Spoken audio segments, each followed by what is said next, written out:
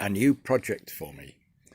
So this is something I've just taken delivery of, or just been to collect.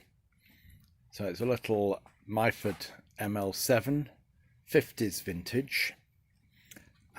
So this is what we've got. No damage at all to the back head gears or bull wheel. That comes down nicely. Looks like a nice, possibly new, who knows, on there, Myford label, but that's nice and bright. And looking at the bed, just put some oil on it so I can slide this up and down. Don't notice any significant change in tightness as I move along the bed. I know immediate evidence, I've got to do a lot more, of excessive wear, and the bed looks to be in very good condition. Indeed, it looks very good. So there we have one Bernard chuck, 3-jaw chuck on there. It's got a quick change tool post and 1, 2, 3 tool holders, and 1 or 2 bits and pieces that came with it. Here's a fly cutter, a homemade one with a turned tapered MT2, I think, taper there, with a threaded part there for a drawbar. There isn't any drawbar to go with it. It's a very heavy item, and the taper has been just turned to not ground, and therefore it's a little bit on the rough side. So I'm not sure about using that in here in case it does actually damage the taper in there. A second Bernard chuck, Pratt Bernard. That's the catalogue number 1580 0100 something. So look, we'll get it in focus and then we can see 01005. Pratt Bernard. It's got the holes beside the 3 jaws,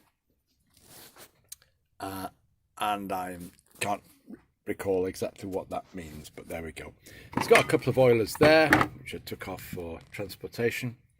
Of course, that casting, that's the tailstock, which whoops daisy, it's got a centre fitted onto it, but there's the tailstock. Now what else, what other bits came with it? Well, the biggest other bit that came with it is a genuine Myford stand and the drum switch, the Dewhurst drum switch. So that's all very nice, all lovely. It's got the drip tray. I put it onto the drip tray on there, but I didn't put it onto the Myford stand because I want to think about possibilities. There is a spare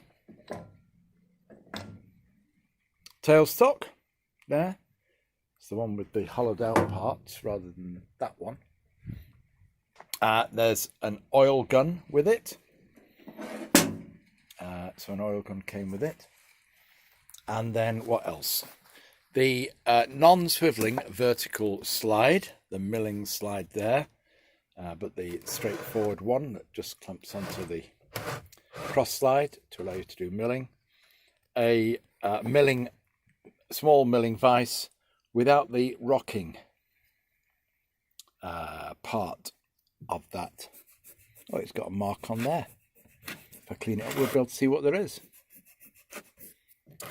Sorry, yeah.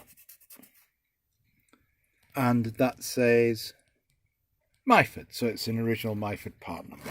So it's the original one. A 4-jaw chuck. It's a bit of a clean. That's a Bernard 4-jaw chuck there. That's looks very nice. A collet chuck there, lever operated collet chuck, complete with its bolt, which is always very useful for fixing to the front of the Myford. And 1, 2, 3, 4, 5 collets. A whole range of things like centres and adapters for the MT2 to MT1 adapters. An arbor there that I think is the arbor for a Jacobs chuck. Better keep that good because it's it's in good. It feels to be in good condition. Does that? It feels all nice, not dented or damaged in any way. Nicely ground. The usual other bits and pieces: a fixed and travelling steady. Another 3-jaw chuck on an arbor, as it were, on a MT2. That's a homemade rotating centre. There's some bearing in there. It's stiff at the moment, it doesn't turn round. 3 extra drill chucks there and a couple of chuck keys. Some spare jaws for the chucks, so I don't know which chucks they go with, but they'll be the outside jaws, I would guess. And 2 face plates, which will go with that. Centres, I think these are the centres that go with an indexing device, with a simple indexing device for doing, well, for indexing something round. But anyway, a range of odds and sods there. So overall, a nice, the main thing is, at first sight, the machine is looking really good. Did I mention the fly cutter? Yes, I did. So there we are. See, I can't even remember what I've been talking about. But that's my little project, which you may see more of, and I will over the next few weeks, because it's not going to be a rush job.